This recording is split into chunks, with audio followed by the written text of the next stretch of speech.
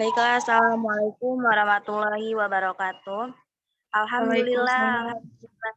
Rabbil alamin, wa bihi nasta'in wa ala umuri dunya waddin. Assalatu wassalamu ala asyrofil anbiya'i wal mursalin wa ala alihi wa sahbihi ajmain. Amma ba'du.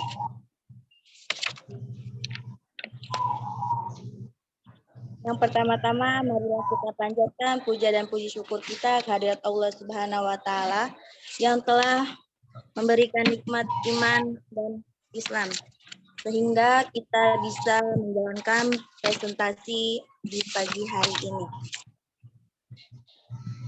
Baiklah, yang terhormat Bapak Dosen Muhammad Nur Haulahuddin, SEMSC, sebagai dosen pengampu materi ekonomi mikro. Kami dari kelompok 9 akan menyampaikan materi yang berjudul konsep mekanisme pasar. Dan saya sebagai moderator akan memperkenalkan anggota kelompok saya. Yang pertama itu saya sendiri, Siti Megawati, dan kedua ada Aulia Putra Ageng, ketiga Algi Parisa Putra, dan keempat ada Dede Irma Oktaviani. Di sini saya akan membacakan susunan acara. Yang pertama yaitu pembukaan. Marilah kita buka acara ini bersama-sama dengan membaca ayat Al-Basmalah. Bismillahirrahmanirrahim. Acara yang kedua yaitu pemaparan materi. Materi yang pertama yang akan disampaikan oleh Dede Irma Oktaviani. Baik, terima Waktu dan kasih. tempat dipersilahkan.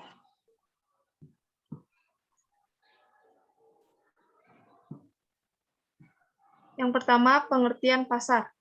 Pasar merupakan sebuah mekanisme pertukaran barang dan jasa yang alamiah dan telah berlangsung sejak awal peradaban manusia. Dalam Islam, pasar sangatlah penting dalam perekonomian. Pasar telah terjadi pada masa Rasulullah dan Khulafaur Rasyidin dan menjadi sunatullah yang telah dijalani selama berabad-abad. Pasar dalam pengertian ilmu ekonomi adalah pertemuan antara permintaan dan penawaran. Dalam pengertian ini, pasar bersifat interaktif, bukan fisik. Adapun mekanisme pasar adalah proses penentuan tingkat harga berdasarkan kekuatan permintaan dan penawaran. Pertemuan antara permintaan atau demand dan penawaran atau supply dinamakan equilibrium price atau harga keseimbangan. Pasar dalam perspektif Islam. Realisasi dari konsep syariah memiliki 3 ciri yang mendasar, yaitu prinsip keadilan, menghindari kegiatan yang dilarang, memperhatikan aspek kemanfaatan. Ketiga prinsip tersebut berorientasi pada terciptanya sistem ekonomi yang seimbang, yaitu keseimbangan antara memaksimalkan keuntungan dan pemenuhan prinsip syariah yang menjadi hal mendasar dalam kegiatan pasar. Baik, sekian dari saya kembalikan ke moderator. Baik, terima kasih Dede Oktaviani. Yang selanjutnya yaitu materi kedua yang akan disampaikan oleh saya sendiri.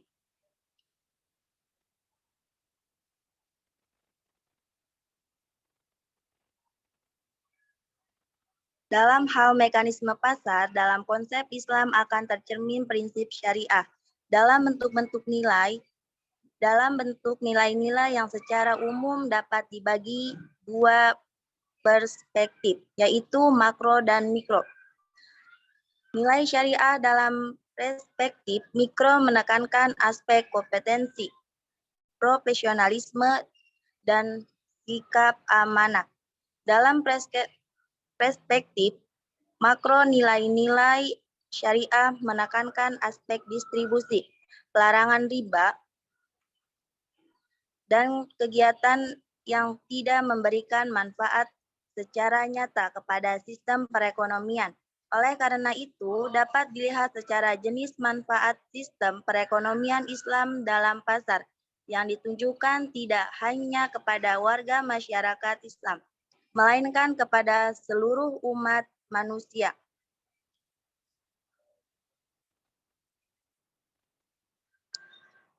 Harga dan persaingan sempurna pada pasar Islam. Menurut Abu Yusuf, masyarakat luas memahami bahwa harga suatu barang hanya ditentukan oleh jumlah penawarannya saja. Dengan kata lain, bila hanya tersedia sedikit barang, maka harga akan mahal. Sebaliknya, jika tersedia banyak barang, maka harga akan turun. Pasar yang ideal menurut Ibnu Taimiyah adalah pasar bebas dalam bingkai nilai dan moralitas Islam, yaitu pasar yang bersaing bebas, kompetitif, dan tidak terdistorsi antara permintaan dan penawaran. Ibnu Taimiyah melarang investasi permintaan dalam pasar karena akan mengganggu ekuilibrium pasar, terkecuali jika ada mendistorsinya seperti penimbunan harga, tentunya oleh kekuatan permintaan dan penawaran.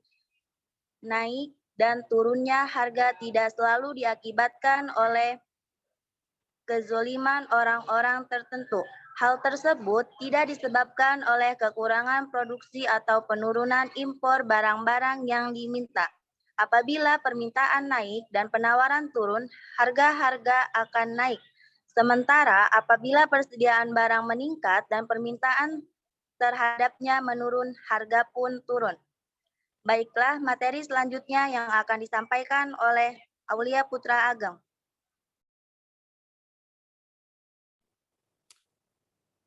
Baik, langsung saja.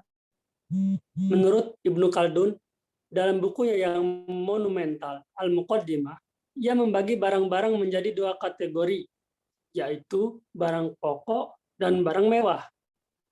Jika suatu kota berkembang dan jumlah penduduknya semakin banyak, maka harga barang-barang pokok tersebut akan menurun, sementara harga barang mewah akan naik. Hal ini disebabkan oleh meningkatnya penawaran bahan pangan dan barang pokok lainnya, sebab barang ini sangat penting dan dibutuhkan oleh setiap orang, sehingga pengadaannya akan diprioritaskan. Sementara itu, harga barang mewah akan naik sejalan dengan meningkatnya gaya hidup yang mengakibatkan peningkatan permintaan barang mewah ini.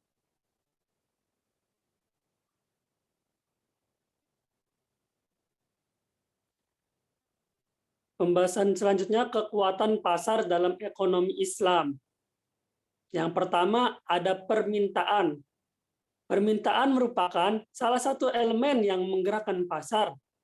Istilah yang digunakan oleh Ibnu Taimiyah untuk menunjukkan permintaan ini adalah keinginan-keinginan yang muncul pada konsumen sesungguhnya merupakan sesuatu yang kompleks, dikatakan berasal dari Allah, namun pada dasarnya ada faktor-faktor yang mempengaruhi permintaan, yaitu pertama, harga barang yang bersangkutan, kedua, pendapatan konsumen, ketiga, harga barang lain yang terkait selera konsumen, yang keempat, ekspektasi atau pengharapan, dan yang terakhir, maslahah atau tujuan dalam mengonsumsi barang. Baik, saya kembalikan kepada moderator. Baiklah, terima kasih kepada Aulia. Materi selanjutnya yang akan disampaikan oleh Al-Ghifari. Baik, terima kasih kepada moderator. Langsung saja. 2. Penawaran.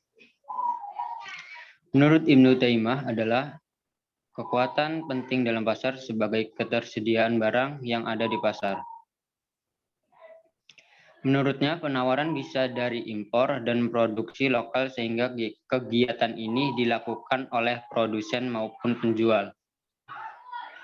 Dalam pencapaian maslahah, penawaran sendiri dibutuhkan keimanan yang ada pada diri produsen. Apabila jumlah masalah yang terkandung dalam barang yang diproduksi, maka akan meningkatkan jumlah produksinya. Faktor dari penawaran sendiri tercermin dari keuntungan yang didapat, dan yang menjadi unsur dari keuntungan ini adalah harga barang dan biaya produksi. Harga barang ini mempunyai pengaruh kepada nilai keadilan, Sebab dengan harga yang tidak adil akan menurunkan penawaran di pasar yang akan berdampak buruk pada mekanisme pasar. Sedangkan untuk biaya produksi yang menyesuaikan harga merupakan hal yang wajar terjadi apabila mengalami kenaikan dengan penilaian situasi atau kondisi yang ada. Selanjutnya, pasar online. Pasar online atau biasa disebut marketplace adalah suatu platform di mana memiliki tugas sebagai perantara antara penjual dan pembeli untuk melakukan proses transaksi produk secara online. Pada dasarnya, marketplace adalah pihak perantara yang mengakomodasi pihak penjual dan pihak pembeli di dalam dunia maya. Situs marketplace akan menjadi layaknya pihak ketiga dalam transaksi online dengan menyediakan fitur penjualan serta fasilitas pembayaran yang aman. Bisnis online jadi semakin populer sejak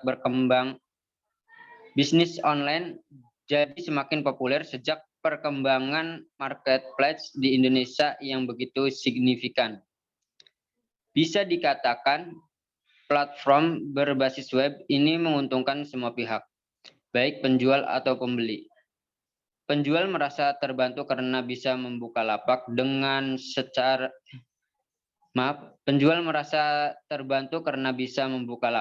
dagangan secara gratis. Pembeli juga diuntungkan karena bisa berbelanja secara online dengan efisien. Terima kasih, saya kembalikan kepada moderator. Baiklah, mungkin cukup sekian dari kami. Kurang lebihnya mohon maaf. Wabillahi taufik wal hidayah. Wassalamualaikum warahmatullahi wabarakatuh. Waalaikumsalam warahmatullahi wabarakatuh.